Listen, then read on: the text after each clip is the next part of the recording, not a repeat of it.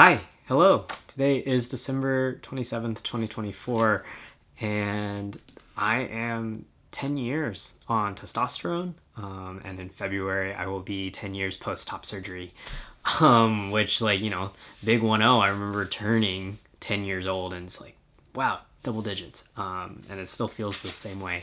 So I think it is a good time to do a check-in and an update.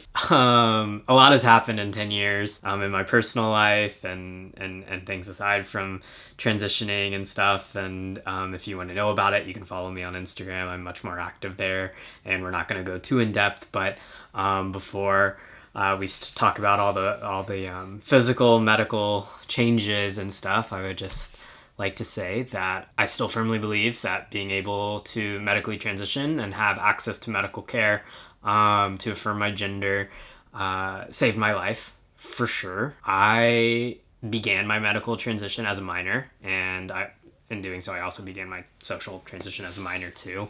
And I just want to say that because that is unfortunately, really unfortunately, a controversial topic and opinion right now, whether or not trans youth should have access to this medical care, and if they have the ability and the maturity to make these decisions. I still believe that they do, and I will continue to believe that. What I've done in the last 10 years would not have been possible without my access to this care. My access to this care revolutionized the way that I exist in this world. Let's get on to talking about the last 10 years changes-wise. For some dates to begin with, I started testosterone on December 27th, 2014.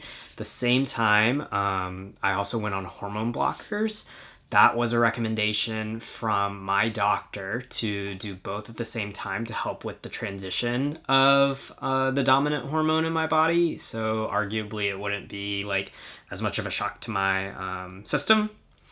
And then I was on hormone blockers for 6 months, maybe a year, something like that. I don't quite remember.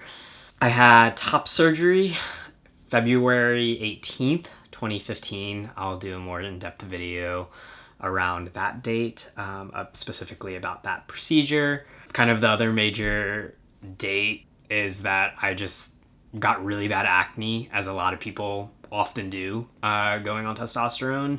And I went on isotretinoin, brand name Accutane, June 24th, 2016, so a year and a half after starting testosterone. And have breakouts here and there, standard stuff, but nothing near as what I had. So most of the physical kind of more noticeable, I guess the common shock value changes that occur on testosterone do happen within the first year, and then everything kind of either slows down, or there's late changes, or they just continue to slowly evolve and change as the years go by. During that first year, I noticed I had my voice change, my vocal cords grew, which gave me the Adam's apple. My menstrual cycle ended. Have had no problems with it since. Bottom growth occurs. If you're curious about that, you can go watch someone else's videos. I'm not going to talk in depth about that. In general, your muscle development, how your body reacts whenever you work out, or just in general changes. Definition change, just the way that your body reacts to physical exercise differs. As I said before, I got acne. And the one thing that I did forget, and I noticed as I was watching my videos, is in that first year, my eyebrows thickened quite a bit.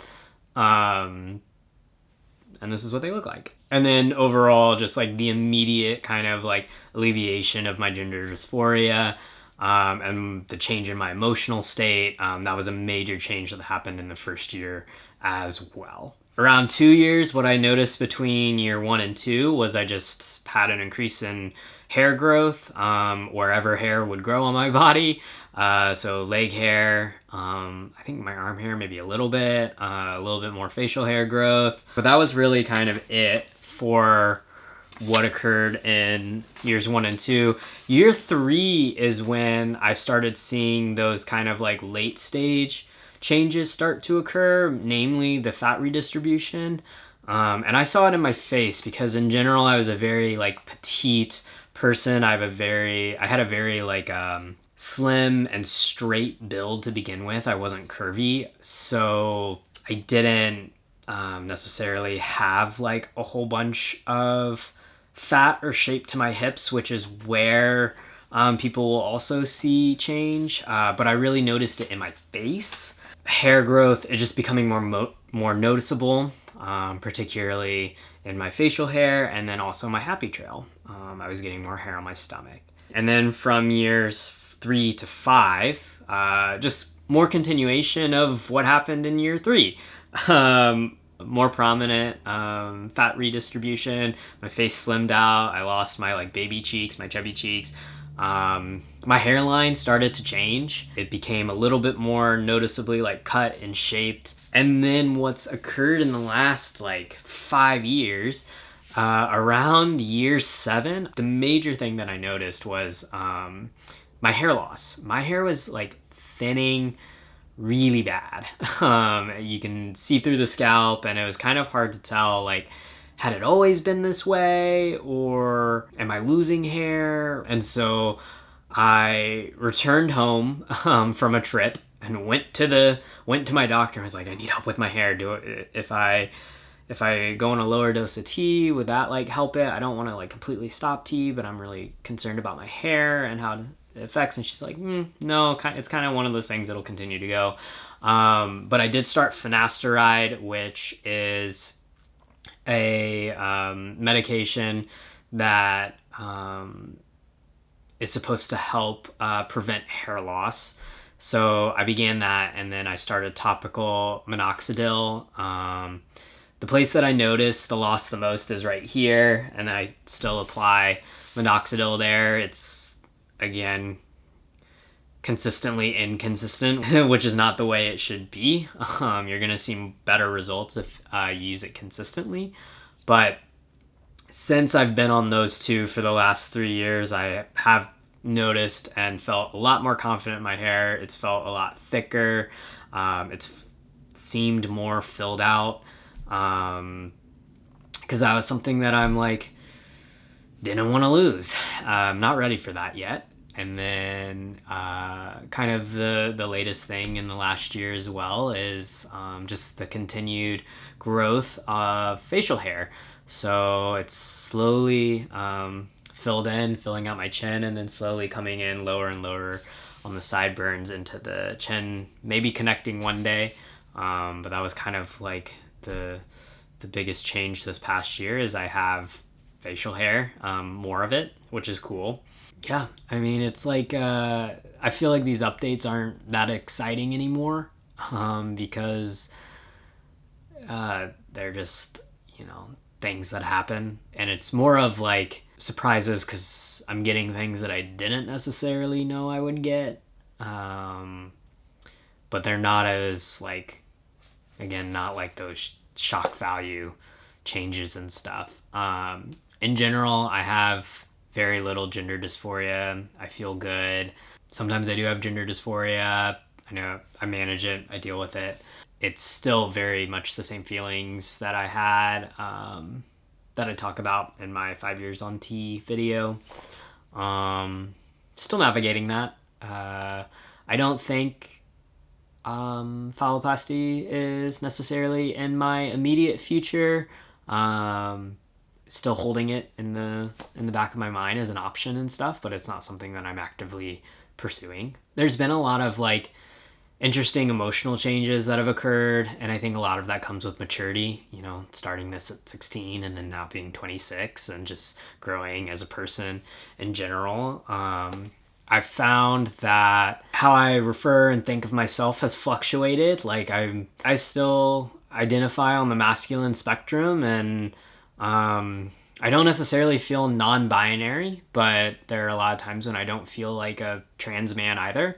It's just kind of just sitting on this like masculine expression, and that's comfortable for me. And when I think of myself, just thinking myself in kind of like genderless terms. So like as a person or as a human.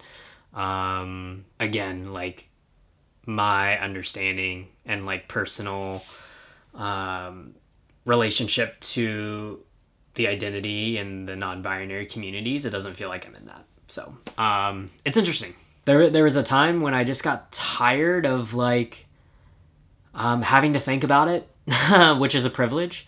And it was like, I know how I feel and who I am and the spaces that I feel comfortable in and the spaces that I want to be in. And it's like literally the only time that I'm having to think about this is if I'm justifying or arguing something to someone else. And like, that's just like a lot of energy and a lot of fucks that I don't have to give you anymore. But yeah, that's kind of like, I ran through those changes very fast.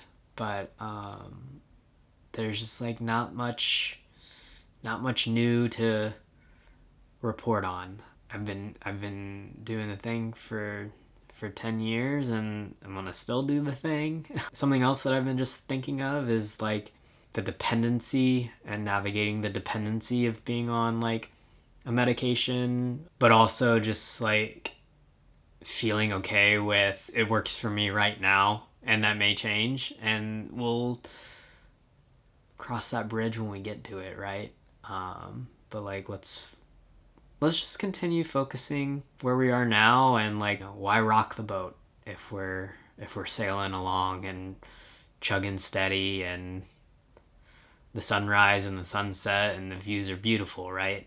Thanks for sticking around. Check in sometime. I don't know. Bye.